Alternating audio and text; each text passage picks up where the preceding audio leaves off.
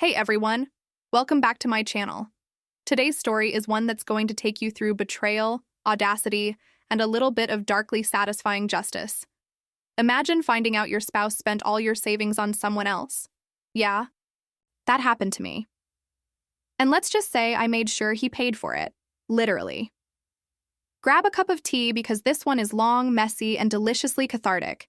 I've been married to Tom for 9 years. 9 years of routine, comfort, and what I thought was a secure partnership. We had dreams, modest but meaningful. A house in the suburbs, vacations we saved for over years, plans for retirement that felt tangible. Our savings weren't extravagant, but they were ours. Every deposit represented months of discipline, late nights folding laundry together, conversations about which city we might visit next summer, which furniture we'd buy, which memories we'd create. Tom was always charming, always confident.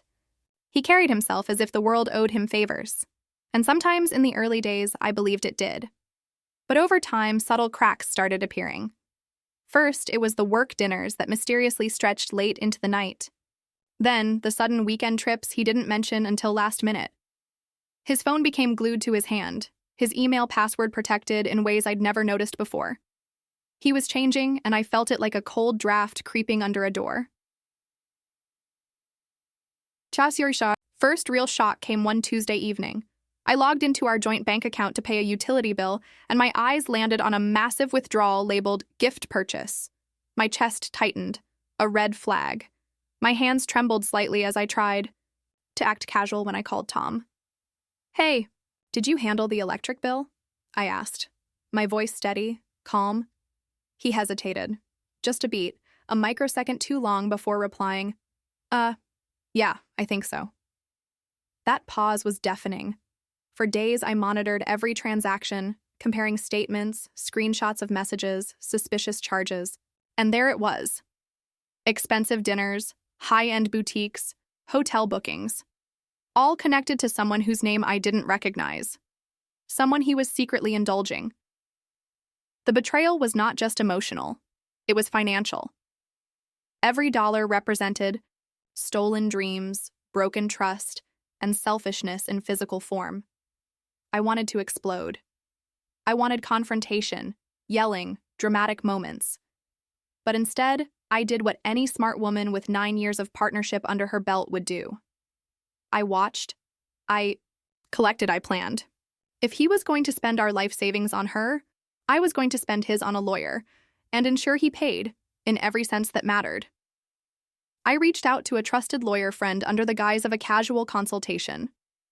We discussed financial, documentation, tracing of funds, joint accounts, and most importantly, legal strategies that would ensure any reckless spending could be recovered in divorce proceedings. I became meticulous, obsessively tracking every receipt, every charge, every subtle hint that would build a watertight case. It felt empowering, almost like a detective novel, except it was real life. And my own life was the stake. One evening, Tom left his laptop open after a supposed team meeting. It was a Saturday night, and the house was silent except for the soft hum of the refrigerator. I walked past, glanced at the screen, and froze. There were emails confirming hotel reservations, charges from boutique stores, a receipt from a jewelry shop I didn't know existed. My fingers hovered over the keyboard. Not to snoop carelessly, but to document, to collect proof. Screenshots, PDFs, dates, times, everything. I felt a rush of clarity amid the anger. This wasn't just about betrayal. It was about strategy. I didn't need immediate satisfaction. I needed precision. I needed him to feel the consequences of his own choices. I sat at the kitchen table with my laptop, surrounded by printed bank, statements, sticky notes, and my legal pads. I made a cup of tea, but I barely touched it. My mind was alive with possibilities. Small humiliations, public embarrassment, legal maneuvers that would reclaim our stolen money, and more. I ruled out petty chaos. This was about lasting impact, not a viral TikTok moment. I contacted my lawyer formally. We discussed the timeline. All expenditures over the past 6 months, the hotels, dinners, gifts. Every dollar spent recklessly would now be subject to legal review. I learned how to file motions for discovery, how to ensure transparency in joint accounts, and how to document infidelity alongside financial recklessness. Each conversation made me feel more powerful, more in control, more like a woman reclaiming what was hers. The weekend came, and Tom went off on another business dinner with her, completely unaware of the legal web forming around him. I remained calm at home, checking details, preparing documents, reviewing everything with a fine-tooth comb. Then, a certified letter arrived at our house addressed to him, a formal request for a detailed accounting of all transactions. He called, confused and defensive. "What's this?" His voice was tight, strained. I smiled politely, letting the silence linger. "Oh, just something we need to get sorted out," I said. I didn't have to yell. The letter, combined with the meticulous documentation I had compiled, spoke louder than any confrontation ever could. Over the following days, small inquiries started arriving at boutiques, hotels, restaurants. Nothing aggressive, just routine verification requests. But each contact chipped away at his confidence. The funds he had spent on her, once symbols of indulgence, became evidence against him. His hubris, once a protective cloak, started to unravel. I sat back sipping my tea and felt a quiet satisfaction. This wasn't about spectacle, it was about precision. Justice had a meticulous rhythm, and I was orchestrating it beautifully. The next few weeks were a whirlwind of legal paperwork, calls, and quiet observation. Every day, I watched Tom's arrogance slowly erode. It started small. He began double-checking. His credit card statements obsessively pacing the living room while muttering about extra charges he didn't remember making. I sat at the kitchen table with my laptop, a cup of coffee in hand, silently observing. The thrill wasn't in confrontation. It was in watching him unravel under his own recklessness. My lawyer friend advised me to stay meticulous.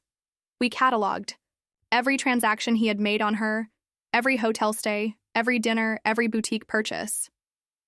One particularly satisfying moment came when I realized that the fancy jewelry he had bought for her, a necklace worth thousands, was now part of the formal evidence. The same necklace that had caused my heart to shatter in secret was now a symbol of his impending downfall. I even documented small interactions, texts he sent her that he thought were private, notes about meetings she allegedly had with him. Each message was like a thread in a rope, slowly tightening around him. I kept copies in a secure folder labeled Justice. A little part of me laughed darkly whenever I opened it. Justice, indeed. Friends started noticing the tension. My closest friend Mara called one evening. "Are you seriously letting him get away with this?" she asked, her voice a mix of horror and amusement. I leaned back, sipping tea, and grinned. "Oh, he's not getting away with it," I said. "Every dollar he spent on her is about to become part of his nightmare." Slowly, meticulously, beautifully. Family, too, began to realize something was off. My mom dropped by one afternoon, giving me that knowing look. "He's a fool," she said, shaking her head, "but I have a feeling you've got him right where you want him." She didn't know the half of it. Then came the day of reckoning. I received a call from my lawyer. All the documentation was in order. The evidence was airtight. Tom would now be required to provide full financial disclosure in our separation proceedings. The stress in his voice over the phone was palpable. He tried to bluff, claiming he didn't understand certain charges. I just smiled, the kind of cold, satisfied smile that comes from knowing someone has no escape. It wasn't loud or dramatic. There was no screaming, no slamming of doors, just the quiet, almost surgical dismantling of his arrogance. Every high-end dinner, every hotel stay, every boutique splurge was now a liability. His indulgence had become his undoing. I often caught myself laughing quietly in the office, thinking about how absurd the entire situation was. A man so confident, so sure he could indulge himself without consequence, now panicked over his own reckless spending. My inner monologue was sharp and sarcastic. "Remember that expensive dinner in Malibu? Yeah, that's on your tab. Forever." There were moments of real emotional reflection, too. Betrayal stings differently when money is involved. It's tangible. You can see it, measure it, trace it, and that tangibility made the satisfaction sweeter. The fact that I could fight back, not with anger or tears, but with strategy, intelligence, and legal force, was empowering beyond words.